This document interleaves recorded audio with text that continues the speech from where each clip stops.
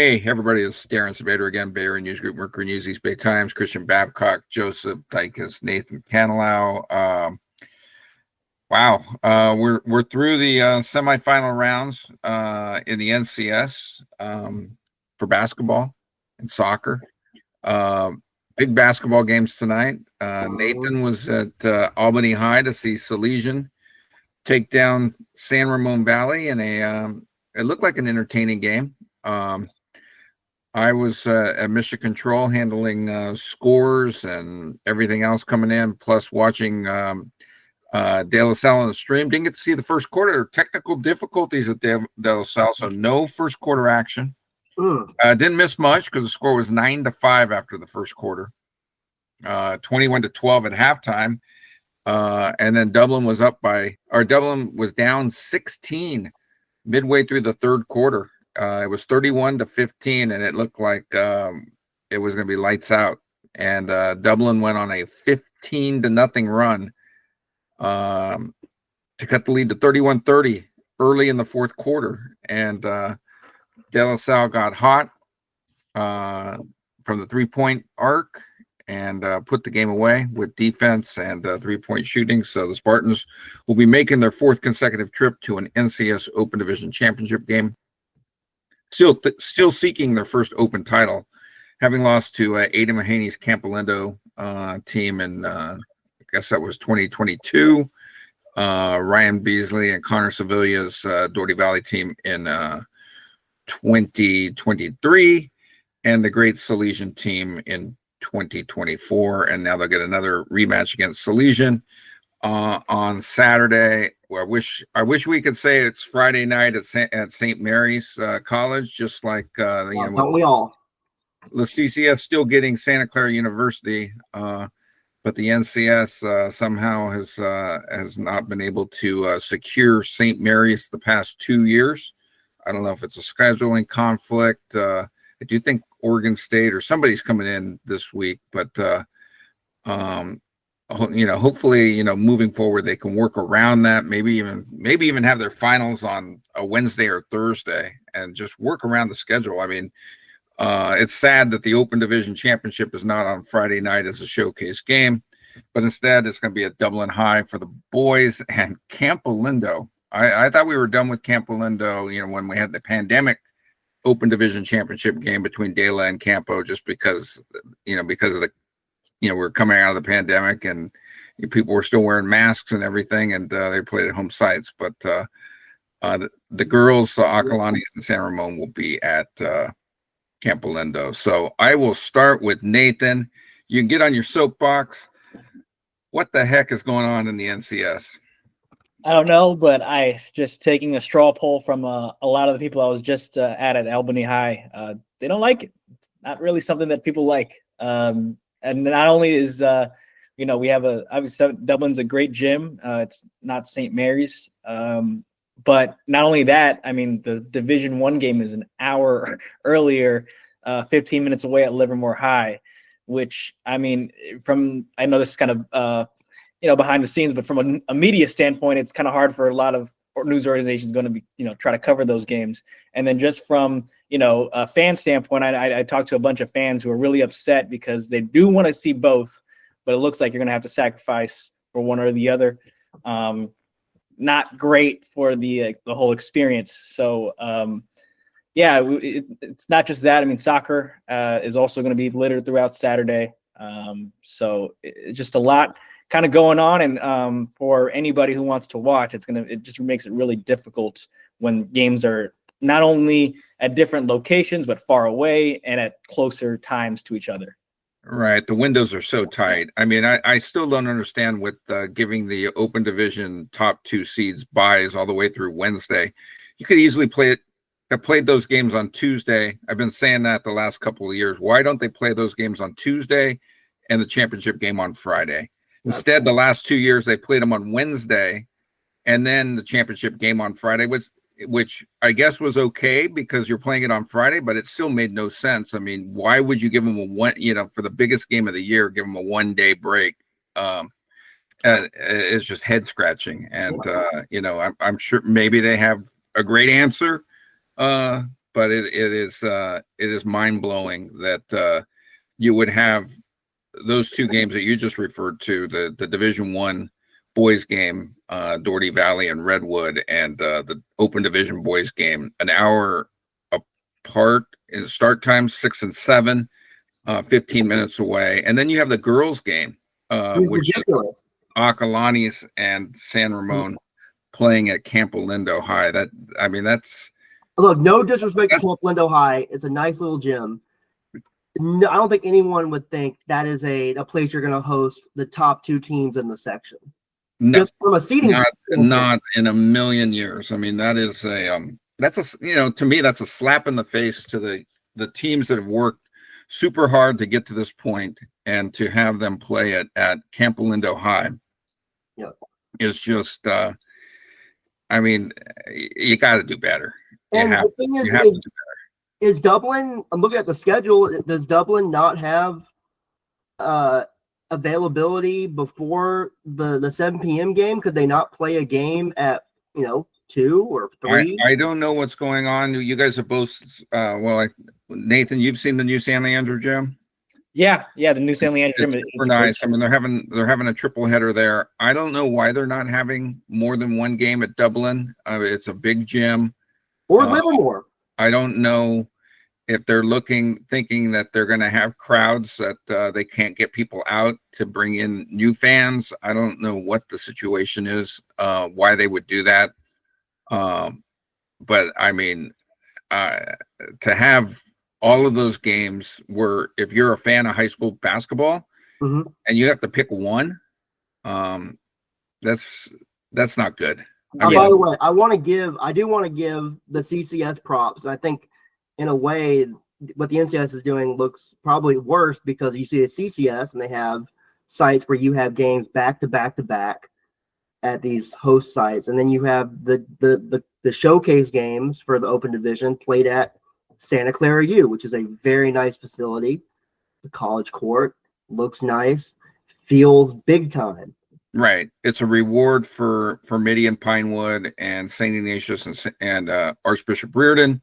And then on Saturday, the CCS has secured Mission College and Santa Clara High to host 10 championship games, 5 each. And that's the way to go. I mean, we can complain until we're blue in the face. We don't make those decisions. It's just, and I'll even take ourselves out of the equation. I mean, nobody really cares about, the reporters and where we're going to go. But for high school fans, it's a bad situation this year. And hopefully the NCS will hear about it, not just from us here, but from people out in the community, and do better next season. So, Joseph, you're going to get to see, I think, the Acalanes San Ramon game. I'd get there early. I would too. Because it is going to be probably a packed house, and I would think, because those two schools are really, really good. Mm-hmm. They have great support. Yeah. Can San Ramon slow down Acalanes? It's gonna be tough. It is going to be very tough. Actually, Carl Newman's a really big team, and so they only trailed 39-31 at halftime. They got Dulcie Vale, who is Acalanes' only post player, in foul trouble. They actually got KK Lakamale, their MVP point guard, also in foul trouble. Slowed the game down, shot free throws, scored inside. And then second half, Margaret Gardner told me the adjustment was telling her players, hey guys, put your arms up, straight up. And if they score, that's great. Stop fouling. And they did that. And all I'll say is that that second half, Acalanes was the skillet and Carl Newman was the egg, because Carl Newman got fried the entire second half. That was, they ran their offense. They probably scored at least 15, 20 points on back cuts alone. And call me John Hollinger, because I'm bringing out some advanced stats. According to my notebook, Acalanes had 20 fast break points. Wow. Can Acalanes play with Mitty and Pinewood? No. Well, they can play with Pinewood. They can play with Pinewood. They just don't have the size to stack up with Mitty. I mean, can they outrun Mitty? No, No. the Okay. size disadvantage is just so enormous. And I respect what Acalanes has done. And they're a homegrown program. All those girls have been in the program for 3 or 4 years. I think 4 of their starters have been there for 4 years, but they just don't have the size to match up. Christian, what was the vibe out of Pinewood coming off the win over Priory? It was tight for a while, then Pinewood pulled away. Now they get yet another crack at Mitty, a team that Pinewood has not had the upper hand against Mitty, although they have 2 historic wins over the last like 7 years, maybe. They had the triple overtime win in the NorCal Open Division final that put Pinewood in the State Open Division final. I want to say that was like 2017 or 2018, and then they beat they beat Mitty in the spring Open Division CCS championship game at Mitty as we were coming out of the pandemic. So Pinewood has beaten Mitty before. What was the sense coming out of tonight? Do they think that they can compete with Mitty on Friday night at Santa Clara U? Yeah, well, I had a good talk with Doc Shepler after on that very conversation point, and I think he thinks they can compete. They're going to need to play better than they did tonight. I know you said the De La Salle game you didn't miss much. It was 9-5 after 1 quarter. This game was 8-5, if I recall correctly. So scoring was a challenge. Pinewood actually made a few early threes, and then the faucet was just kind of off. But they figured it out more down the stretch in the 3rd quarter. They really separated. They were making threes, making layups, getting great shots, and completely shutting down Priory. They held them to another 5-point quarter, and then they held them to 4 in the 4th quarter before they subbed all their starters out. So they're a very capable defensive team. I think they're going to need to bring more offense to the table against Mitty. They're going to have to find a way to deal with Mitty's full court pressure. I would say, if we're doing odds, I know we've kind of thrown around some fictional lines. I'd probably have them at about a 10-point underdog. They're going to really have to play close to a perfect game for 32 minutes, I think, to beat this Mitty team, even without McKenna Velichko. Right. I mean, I haven't seen Pinewood. I know they shoot threes. All Pinewood teams shoot threes, but does Pinewood have any size even without McKenna, Mitty still has size. I mean, that's always been an Achilles heel for Pinewood. They do have some size. They do. Okay. Yeah, Catherine Gar, played well today for Pinewood. She had 5 blocks and 10 rebounds to go along with a good scoring effort. So that should help them. But they have I would say kind of more forwards than centers, which is kind of where Mitty's at right now too, without McKenna. But they're going to have to shoot well from 3. I don't think there's any question about that. They don't have the same inside presence. They don't really run that kind of scheme either. They play a lot of 4 and 5 out. They're, if someone goes into the paint, they're kind of just looking to set something else up. They're not really looking for a ton of layups and duck-ins and post looks, post feeds. So they have to Christian, I got from 3 to win that game. Chris, I got a question for you. What was the quality of Pinewood's attempts? I mean, were they open shots and just not making them, or was Priory doing a good job of kind of cutting off the open shots? I would say they were between moderately good and pretty good attempts. Most of them were, I think, by high school standards, open. There weren't a lot of wide open shots. Priory played pretty well defensively too. But those looks are all going to be contested against Mitty, I would imagine, pretty much, with the way Mitty presses and the way they have a lot of length. Maybe they don't have as much height as they've always had, but they have a lot of length. So I think they're going to be challenging shots. It's going to be a challenging game for Pinewood. I mean, there's no getting around that. I think they're going to have to shoot a high percentage from 3. They're going to have to match their defensive intensity, and even then they could lose. It's an uphill battle, and they'll have to play close to a perfect game, like I said. Right. Nathan, you were at Salesian, but before we talk about NCS, we got the CCS now. The final is set. Reardon against St. Ignatius. We knew St. Ignatius was in. We also knew Reardon was in, although if Valley Christian had pulled out the miracle. Oh, you're telling me Valley Christian did not pull off the upset of all upsets? They made up a 20-point difference from the last game and still lost by 30. So progress. They lost by 30. because they lost close to 50 last time, right? Yeah, Was at was home it too. I think. 47? What's that? Was it 47? 47. Yeah. We're Okay. rounding it up. Yeah, we're it was close to 50. Any chance St. Ignatius can keep the score within 20, within 15? Can they make it a single digit game? I just don't think so. They're a great team, and I think they're going to make some. I actually think they're going to make some noise in NorCal's. I think they're probably going to be a Division I team. It's just, man, like with those athletes, you just cannot make mistakes against Reardon. And it's a lot. It's a big ask for, a team like St. Ignatius, which is actually a relatively young team, to like play a perfect game. So, even if they did that, like they probably still lose by like 10 points. Like that's Even just, if they played a perfect game. yeah. They lose by 10. Or what did Mitty lose by 15, 14, something like that? Yeah. Yeah. And so Yeah. that's just the reality of it. I think they can actually build even in a loss. I think they could build, like if they can, lose by 15, 18 points, that's a win for SI, I think, going into NorCal's. So Right. I mean, obviously they're gonna think of it as let's go win this game, but if they don't, just make it competitive, make it so that you could put a little scare in the rear. And I think that bleeds into the NorCal playoffs, and that'll help them a lot. Yeah, I agree with you, Nathan. I'll just chime in on that quickly. I mean, you and I both saw SI play at Chase Center at a bigger court. This is actually one thing I would use to argue for, high school games being played in high school gyms. Now, obviously, the quality of the gym is important, but you change the game, especially against a team like Reardon, when you give them a college court with the increased width. I think, like you said, SI could play a perfect game, and especially in this setting at Santa Clara, it won't matter. Reardon is just too fast. They're, bigger and better and more athletic at pretty much every position, if They're not 10 every deep, single too. position on the floor.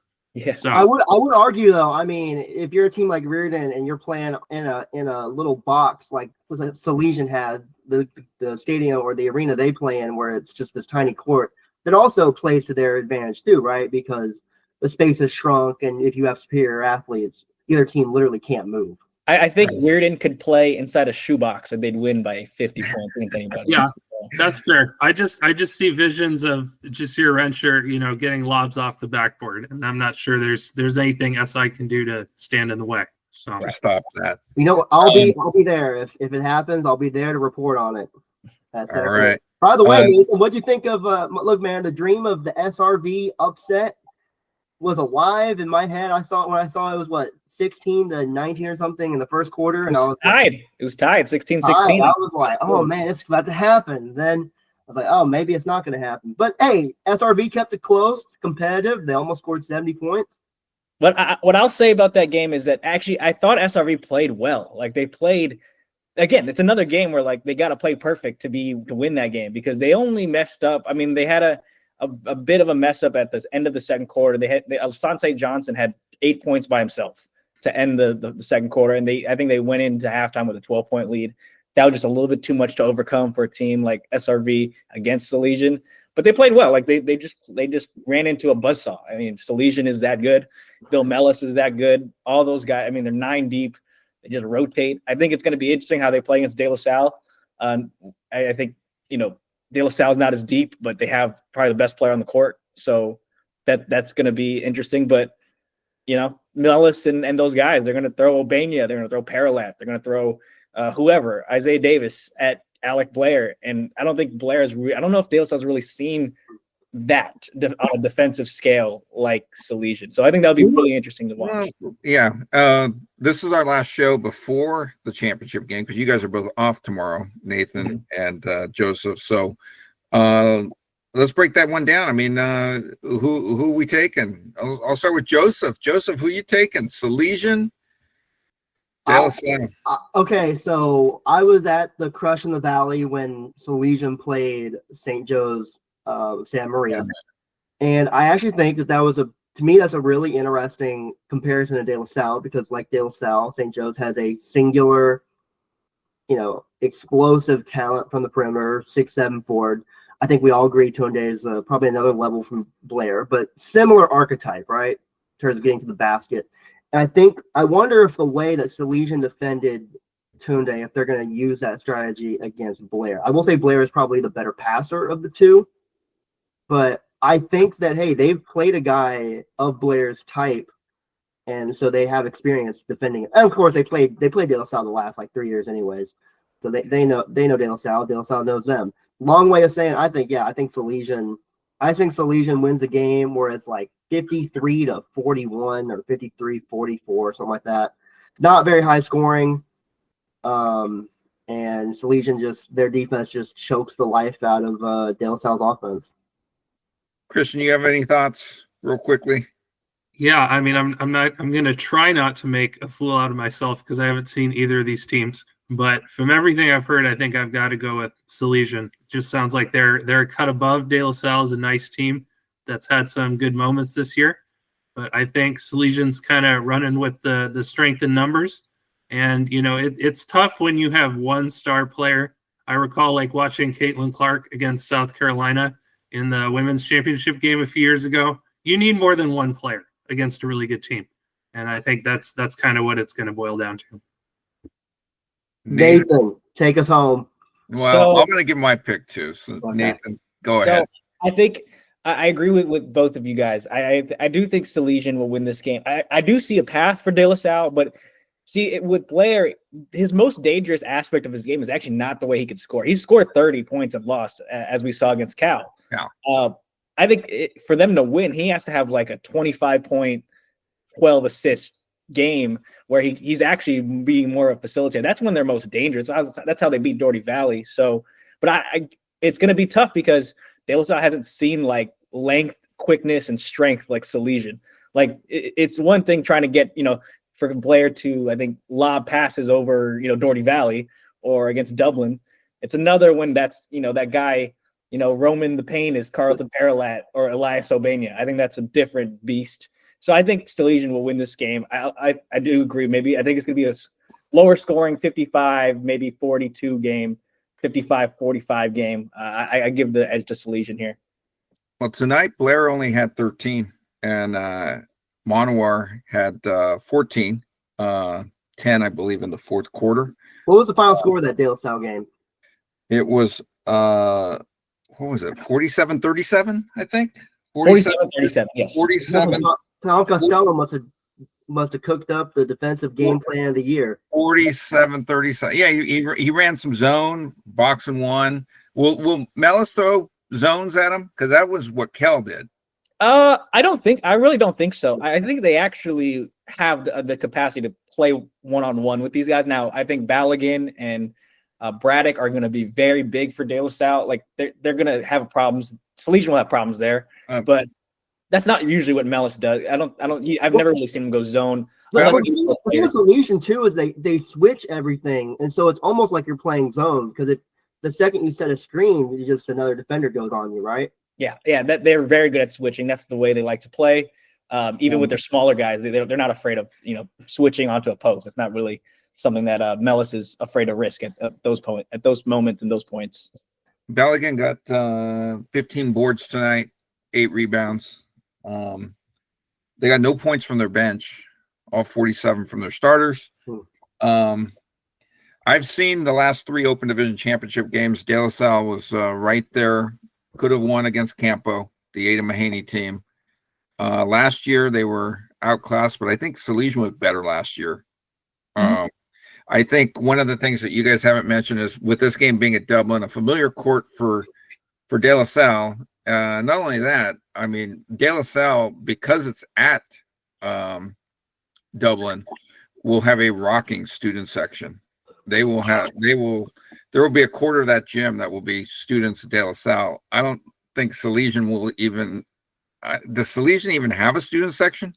Not really, but they have the cheerleaders who are loud. They're really loud. Yeah, They're really loud today. So that might make up for a little bit of. I will say I was kind of surprised that they didn't have it at like San Leander, which, by the way, is an amazing, incredible. Well, the reason they didn't is because De La Salle's the number 1 seed. So last year with Salesian the number 1 seed, that's why it was in West Contra Costa County. This year, because De La Salle's the number 1 seed, it's closer to De La Salle, but not at De La Salle. Right. So all that being said, I think somehow, some way, De La Salle is going to get over the hump. I don't think Blair is going to go 0 for 4 in Open Division Championship games. I think he's going to pull some. He's going to show that he is the player of the year this year, and he is going to beat Salesian. Well, not he. The team is going to beat Salesian, but I think he's going to have a big game on Friday night. Or Saturday night. Darn it, NCS. Darn it, NCS. Where's Darn your it. Spartan helmet, Darren? We need to get you a Spartan helmet. A Spartan helmet. No, I'm wearing blue today. I gotta go find my. You know dog. what? Your belief in the Spartans is pretty admirable, because I mean I just can't see. And look, maybe I'll eat my words. It's not the first time I've doubted De La Salle in a sport, but I just can't see. I mean, I've seen Salesian just shut I just have a hard down. time believing Blair's going to go 0 for 4. I think. I can believe it. I mean, he's a great player, but Salesian's defense is. I mean, they took it to St. Joe San Maria, and that's all I needed to see. all right. I'll say this, just last thing. I mean, SRV is a good scoring team. It was tough for them to get buckets. They did get them at a lot of points in the game, but it was a very hard way to get buckets. They were finishing crazy shots, and that if that's what it's going to take for Blair and De La Salle, I think that's going to be tough. I think this game's going to be something like the old school few years ago, De La Salle, pre Marcus Schroeder, some of those games against Salesian, where Salesian would go to De La Salle for like Open Division, NorCal, and the games would be like 38-37, 42-40. I think it's going to be something like that. I think it's going to be very low scoring, a great defense, and I think it'll be something like 40. Let's go 43-42. By the way, 2 quick points. One, I want to give a shout out to Oakland Tech boys basketball for winning the Oakland section once again, and another very close game against Oakland High. I don't even know the score, but I'm sure Oakland Tech girls took care of Skyline. Yes, they did. And I want to say just John Cristiano, the coach at SRV, called him, talked about his game with Carondelet. I mentioned that, hey, they've made now 4 consecutive NCS Open title games, and they've lost them all. And I said, hey, man, are you trying to not be the Buffalo Bills of the NCS Open? He laughed, thought it was funny. So all I got to say is John Cristiano's got a sense of humor. So And he's lost 4? he's lost 4 in a row. So since the pandemic. De La can match them. Yeah, look at match. Hey, they lost to Carondelet in 21, Salesian or 22, Salesian in 23, Cardinal Newman last year, and then they're gonna play Acalanes. So, hey, eventually one of these years they might win it. I'm picking Acalanes, but I wouldn't be surprised at this point if SRV pulls it out. So Also, first they're time looking at 0 and public 5. school is playing. What's that? First time, no matter who wins, it's going to be the first time a public school has won the NCS Open. Very good. And as we know, Doherty Valley is the only public school to win the boys open since this is year 5. Yes, this year Yeah, 5. year 5. Yep. So anyhow, that's a wrap from us. We'll check you guys out on Friday night.